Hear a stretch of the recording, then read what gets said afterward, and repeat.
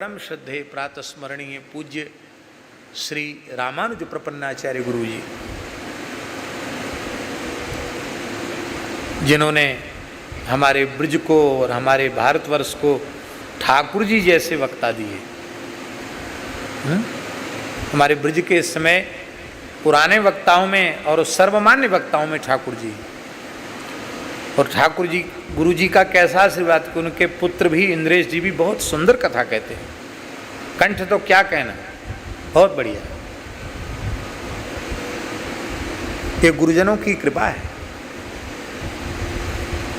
तो श्री रामानुज गुरु जी का के मुखारविंद से सुनी हुई कथा सुना रहे हैं।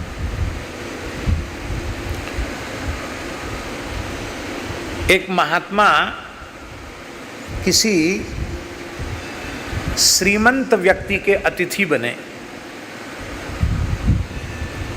बहुत संपन्न व्यक्ति था, उसके अतिथि बने। महात्मा का खूब आदर भी किया उसने, बढ़िया से रखा और सब ठीक। लेकिन महात्मा को बड़ा मन में कष्ट हुआ कि 2-3 दिन हो गए इनके यहाँ रहते हुए, अब उनको जाना है, श्री अयोध्या जी जाना है। और आग्रह से आ तो गए, लेकिन इसके घर में कोई कथा कीर्तन सत्संग का कोई बात, राम राम श्याम श्याम भी नहीं। और ये सेठ जी तो इतने व्यस्त हैं तो बस ला के पधरा दिया इन्होंने बाद में, तो फिर इनको तो कहाँ धंधे से फुर्सत है। बस एक बार दंडोत करते हैं, बस हो गई। और बाकी कमी कोई नहीं है, सब सेवा में सावधान खड़े। तो हम 2-3 दिन यहाँ रुके, कम से कम कुछ न कुछ तो इनको साधन बता देना चाहिए। तो जाते जाते महात्मा ने कहा कि आप बहुत व्यस्त हैं, हम देख रहे हैं आपको, फुर्सत आपको बिल्कुल नहीं है, लेकिन हमें कुछ जरूरी बात आपसे कह। हाँ महाराज बोलो, क्या बात। बोले देखो, अब आपकी अवस्था ढल रही है, अब ये व्यापार व्यवसाय साथ नहीं जाएगा, ये सब कुछ जो इकट्ठा किया सब छोड़ना पड़ेगा। और राम राम किया करो, थोड़ा भजन किया करो। वो सीधे ही क्या बोला, महाराज मरने की तो फुर्सत नहीं है, आप भजन की बात कर रहे हो हैं? मरने की फुर्सत नहीं है। महात्मा बोले जमदूत आएंगे, मृत्यु आएगी, तब कह सकोगे कि मरने की फुर्सत नहीं, अभी हम नहीं मरेंगे। उस समय तो हुक्म भया कोई रहन न पावे, हुक्म होगा तो तुरंत चलना पड़ेगा। फिर ये नहीं कह सकते हो कि अमुक काम हमारा बकाया है। यहाँ बैठा हुआ कोई व्यक्ति ये नहीं कर सकता कि अभी हमको पंगत करनी है, अमुक जगह जाना है, ये काम तो बहुत जरूरी है। जिसके लिए हुक्म आ जाएगा उसको तुरंत जाना पड़ेगा।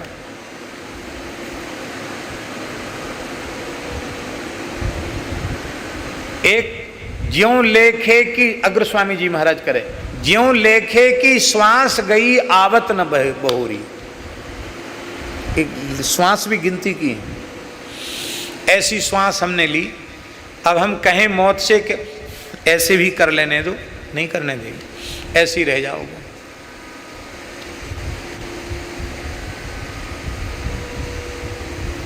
तो मौत के सामने तो बहाना नहीं चलेगा कि हमको फुर्सत नहीं है। अरे तुम विचार करो, 24 घंटे में कभी तो फुर्सत होगी। हमारा दिन भर तो काम करते करते थक जाते, बहुत व्यवसाय जगह जगह जाना पड़ता है, तो रात को तो सो जाते हैं खा पी के, सवेरे से फिर काम में लग जाते।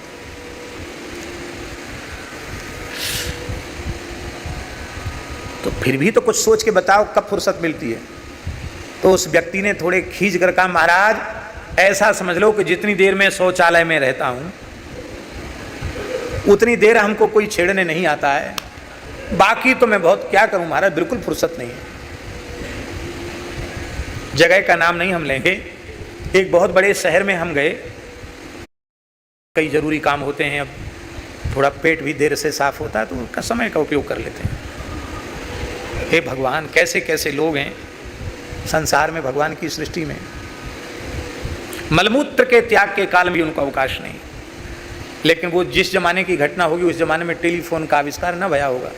अब तो इस टेलीफोन के कारण महात्माओं को फुर्सत नहीं है।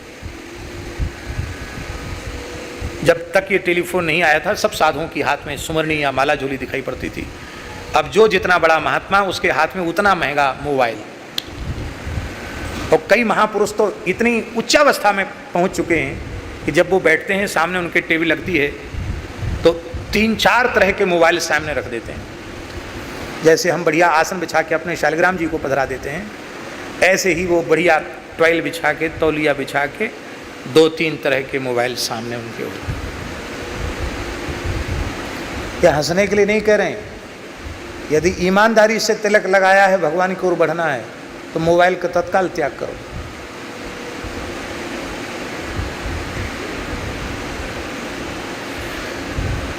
भयंकर जहर है ये, घोर पतन हो रहा है, बालकों का, बालिकाओं का, सबका पतन हो रहा है। हमारी बुद्धि इतनी निर्मल नहीं है, हमारा विवेक इतना जागृत नहीं है कि हम उसका उत्तमोत्तम उपयोग कर सकें। हम बुरा उपयोग कर रहे हैं उसका। आप लोग कहेंगे आजकल तो बिना मोबाइल के काम नहीं चल सकता। हम एक ऐसे महात्मा का नाम ले रहे हैं जिस महात्मा के क्रिया योग की शाखाएं कम से कम 150 से लेकर 170 देशों में उनकी शाखाएं हैं, उनमें स्थान बने हुए। अमेरिका जैसे शहर में कई स्थान हैं, अमेरिका जैसे देश में कई स्थान हैं। वहाँ भारतीय देशी गौशाला खोली उन्होंने, स्वामी श्री प्रज्ञानानंद जी परमहंसी महाराज, जो मोबाइल नहीं रखते हैं, उड़ीसा वाले, मोबाइल छूते नहीं, मोबाइल रखते नहीं। वो चले जाते हैं तो उनके संपर्क से कोई साधन नहीं हो, पूरे विश्व में उनके स्थान है।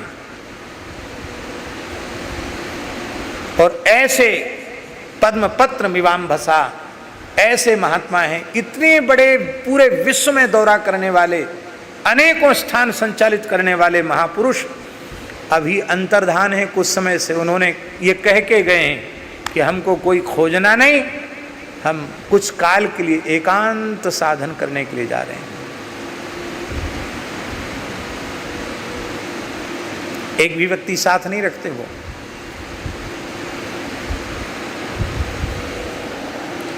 परम विद्वान है, सामान्य व्यक्ति नहीं है, वो अद्भुत जीवन है उनका, श्रद्धा के युग, उनका सारा व्यवहार चल रहा है। इतनी व्यस्तता में पुस्तकें लिखते रहते हैं, मोबाइल नहीं है उनके पास।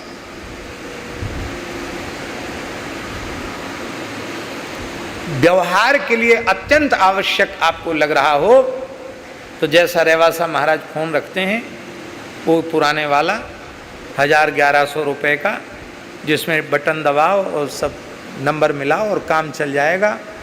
कहने सुनने का जो बहुत ज़रूरी है वो काम चल जाएगा, वो रख लो। थोड़ा मैसेज पढ़ते हैं, मैसेज देखते हैं, किसने क्या भेजा।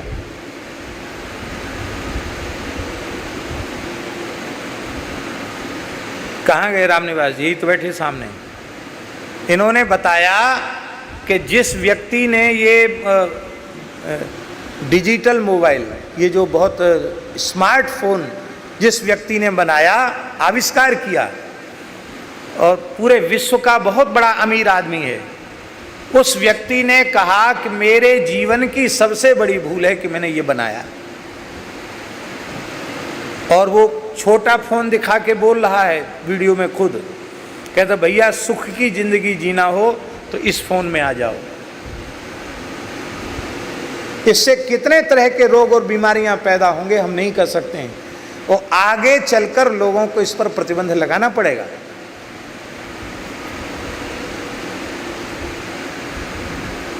तमाम तरह की घातक बीमारियां इससे पैदा हो रही, लेकिन हम तो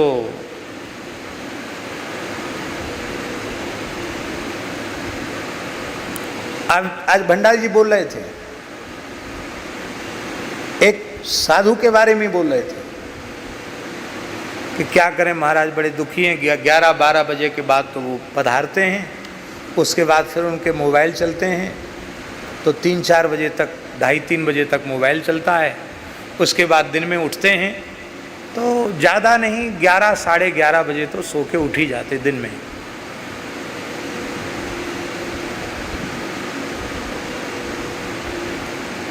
निंदा के भाव से इसको मत लेना, रोना चाहिए भीतर से, क्या हमने इसलिए घर छोड़ा, क्या हमने इसलिए साधु का वेश बनाया?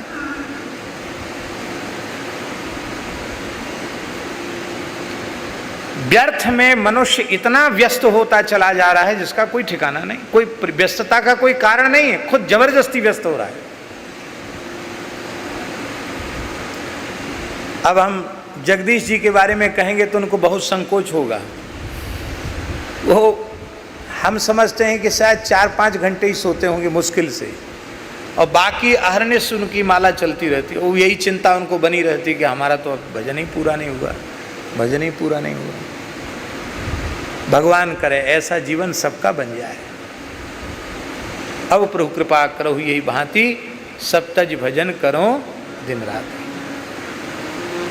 हाँ, क्या कहें। तो वो जो व्यक्ति था, उस व्यक्ति ने खींच कर कहा, महाराज जितनी देर शौचालय में रहता हूँ उतनी देर लोग हमको छेड़ते नहीं हैं, बाकी तो मैं बहुत परेशान रहता हूँ। तो महात्मा के मन में आया कि अब इसके पीछे पड़े हैं तो कुछ ना कुछ तो बताना पड़ेगा। तो महामहिमामय श्री राम नाम की महिमा का स्मरण करके उन्होंने कहा, चलो कोई बात नहीं है, आपको फुर्सत नहीं है तो जितनी देर शौचालय में बैठो उतनी देर श्री सीताराम श्री सीताराम श्री सीताराम, चाहे जिह्वा से चाहे मानसिक जैसे हो सके उतनी देर सीताराम सीताराम कर लिया करो। ये वचन देना पड़ेगा। बोले हाँ हमारे, चलो ठीक है, डोडलाल में बैठ करके सीताराम सीताराम बोल रहे हैं, ठीक। अब वो बोलने लग गया। आप लोग इस कथा को सुन के ऐसा मत करना, ये तो उन लोगों के लिए है जो कहते हैं हमें शौचालय में ही केवल फुर्सत है। तो वो सीताराम सीताराम जपने लग गया। अब इतना मधुर भगवान का नाम जहाँ कहीं प्रकट होता, हनुमान जी दौड़े भय आते हैं। हनुमान जी के कान में पड़ गया, घूम रहे होंगे बालाजी, उनके कान में पड़ गया कि सीताराम सीताराम कोई ले रहा है। तुरंत हनुमान जी आए, देखा अरे दुष्ट, मन में सोचा उन्होंने, यहीं डोला करते करते यहाँ तू राम राम बोला है, हमारे आराध्य का नाम इतना तिरस्कार। हनुमान जी को आया गुस्सा, यहाँ बैठ के मेरे आराध्य का नाम ले रहा। तो हनुमान जी ने एक लात लगाई, तो लात लगा के हनुमान जी तो वहां से अंतर्धान हो गए। अब नित्य साकेत धाम में श्री रघुनाथ जी के श्रीअंग में सुगंधित तेल की मालिश करने हनुमान जी बैठे। तो सरकार बोले, दूसरे दिन की बात है, सरकार बोले कि हनुमान जी आज बहुत कष्ट है, आज छुओ मत हमारा शरीर, पीठ छुओ मत, बहुत दर्द है। अरे आपको कष्ट कैसे हो गया? भगवान का पीताम्बर उघार के देखा तो भगवान की पीठ पर बड़ी भारी चोट लगी हुई है, पैर का चिन्ह बना हुआ है, वो भी बंदर के पैर का चिन्ह। अरे ऐसा उद्दंड बानर कौन है, उस दुष्ट को अभी मैं दंडित करता हूँ जिसने आपकी पीठ पर लात मारी, कौन है वो? उसके नाम को जानने की कोशिश मत करो। नहीं नहीं प्रभु, आपको शपथ है हमारी, मैं आपके चरणों का सेवक हूँ, आपको बताना पड़ेगा। बोले बता तो देंगे लेकिन दंड वंड मत देना, क्योंकि हम उसको दंड दे नहीं सकते। बहुत पूछने पर सरकार के नेत्र भराए, बोले तुम ही हो जिसने मेरे पीठ पर लात लगा। अरे प्रभु, भला मैं आपकी पीठ पर चरण का प्रहार कैसे कर सकता? बोले त्रिलोक विजयी रावण बाएं हाथ का घूंसा नहीं झेल पाया। वो बेचारा कलयुगी सेठ तुम्हारे क्रोध में भरे हुए एक चरण का प्रहार सहन करेगा? जो नाम लेता है उसकी सुरक्षा में नामी निरंतर खड़ा रहता है। मैं नामी हूं, जो नाम लेने वाला है उसकी निरंतर सुरक्षा करना मेरा धर्म है। इसलिए वो तो राम राम कर रहा था और मैं उसकी सुरक्षा में खड़ा था। अब तुम्हारे द्वारा ऐसा व्यवहार किया गया तो तुमको दंड दे नहीं सकता, अब उसको बचाना है। तो मैंने फिर यही उपाय सोचा कि तुम्हारे चरण प्रहार को मैं सहन करके इसको बचा लूँ, ये तुम्हारे ही पैर का चिन्ह है। हनुमान जी रोने लग गए, बोले भगवान अब एक प्रार्थना है मेरी। कहाँ कहो? बोले अब आपका जो कहीं राम नाम लेगा, शुद्धि अशुद्धि कैसी भी अवस्था में, आप दौड़ दौड़ के सुरक्षा में मत जाइए। साधु संत के तुम रखवारे, असुर निकंदन राम दुलारे। असुर कौन है? जो भजन करने में बाधा पैदा करते हुए असुर हैं, उनका हम निकंदन करेंगे और श्री राम नाम लेने वालों की सुरक्षा करेंगे। बोलो श्री राम नाम महाराज की। आप सोचो, ऐसी भगवान नाम की अपूर्व महिमा है। भगवान बोधायन संहिता में स्वयं महर्षि बोधायन कह रहे हैं कि भगवान श्री राम का वाक्य है, राम नामानि लोकेस्मिन् सर्वदा यस्तु कीर्तयेत् तस्यापराध कोटिस्तु क्षमाम यवन संशया। जो सदा राम नाम का कीर्तन करता, उच्चारण करता है, उसके करोड़ों अपराधों को भी मैं गिनता नहीं हूँ, क्षमा कर देता हूँ, इसमें संदेह नहीं है। कहते कोई ऐसा पाप ब्रह्मांड में है ही नहीं जो राम नामना विदह्यते, जो राम नाम से जलकर भस्म न हो जाए।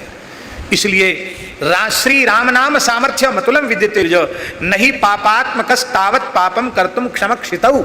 बोधायन महर्षि कह रहे हैं, हे ब्राह्मण श्रेष्ठ, राम नाम की अतुल सामर्थ्य है। राम नाम के स्मरण से जितना पाप नष्ट होता है उतना पाप करने की सामर्थ्य इस धरती पर किसी प्राणी की नहीं है। भगवान नाम की बड़ी भारी महिमा है। कितनी बड़ी महिमा है।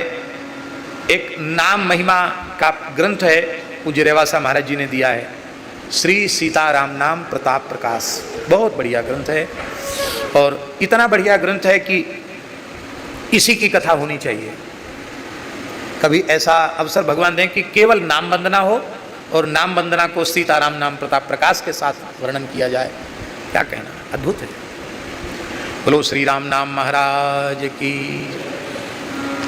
गोस्वामी तुलसीदास जी महाराज कहते हैं कि यह कथा भगवान शिव ने लिखी, काग वसुंडी को दिया और काग 23 जाग बलक पुनि पावा, तिन पुनि भरद्वाज प्रति गावा। और वही कथा मैंने अपने गुरुदेव जगत गुरु श्री रामानंदाचार्य भगवान के कृपा पात्र स्वामी श्री नरहरियानंद जी से वो कथा मैंने सुनी है।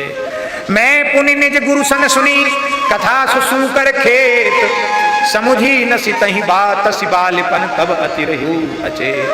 तदपि कही गुरु बारहि बारा, समुझ परी कछुमति अनुसारा। भाषा बद्ध कर्म में सोई, मोरे मन प्रबोध जई हुई। संवत 1631 में रामनवमी मंगलवार के दिन यह प्रकट हुआ। और परम पूज्य श्री परमहंस जी महाराज ने, परमहंस स्वामी श्री राम मंगलदास जी महाराज ने अपनी अनुभव वाणी में लिखा है कि रामचरितमानस 8 घंटे में लिखा गया। कितने घंटे में लिखा गया? कितने घंटे में लिखा गया? पढ़े लिखे लोग तो विश्वास करेंगे नहीं। 8 घंटे में पाठ नहीं होता तो लिखा कैसे गया? और इस बात को स्वामी श्री अखंडानंद सरस्वती जी ने ग्रंथ की भूमिका में लिखा है। कागज किसने दिया, कलम किसने दी और कैसे लिखा, वो सब लिखा है। और एक प्रति नहीं लिखी महाराज जी, प्रति लिखी और तत्काल गणेश जी ने प्रकट होकर उसकी 5 प्रतियां की। एक ब्रह्मलोक चली गई, एक शिवलोक चली गई, एक वैकुंठ चली गई, एक स्वर्ग चली गई, एक धरती पर, एक पाताल में चली गई, नीचे के लोगों में। पूरे ब्रह्मांड में व्याप्त हुआ रामचरित। ये प्रासादिक ग्रंथ है, कोई सामान्य ग्रंथ नहीं है रामचरितमानस। कभी अवसर होगा तो 1-2 बार तो हम वो परमहंस जी का उदाहरण देकर के हम कह चुके हैं, फिर हम पूरे प्रकरण को बोल करके कभी भगवान ने चाहा तो बताएंगे। एकाध कथा में हमने बताया भी।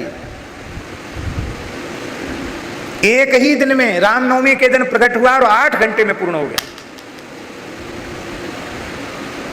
इसलिए ये अमानवीय कृति है, ये अपौरुषेय वेद के समान ही है, ऐसा समझना, ऐसा समझना। बोलो भक्तवत्सल भगवान की। थोड़ा देर तक तो आज कथा हुई, लेकिन कल हमको जन्म करना है ठाकुर जी का। राम जन्म के हेतु अनेका परम विचित्र एक ते एका, सब हेतुओं की भी चर्चा करनी है। और फिर भय प्रकट कृपाला भी करना है, और फिर रात्रि में भय प्रकट गोपाला भी करना है, और परसों सवेरे नंदोत्सव भी मनाना है। नंदोत्सव सवेरे ही मनाएंगे ना, लीला कथा में नंदोत्सव भी मनाना है। तो ऐसी सब दिव्य योजना है, सब लोग लाभ लेंगे। कितने सौभाग्य की बात है कि कल जन्माष्टमी महोत्सव है। राम जी का जन्म और हमारे लाला का जन्म एक साथ ही हो रहा है, रामकृष्ण का जन्म। हम लोग उत्सव मनाएंगे पूज्य रेवासा महाराज जी की सन्निधि में। इन्हीं शब्दों के साथ भगवान के चरणों में प्रणाम, वाणी को विराम। श्री राम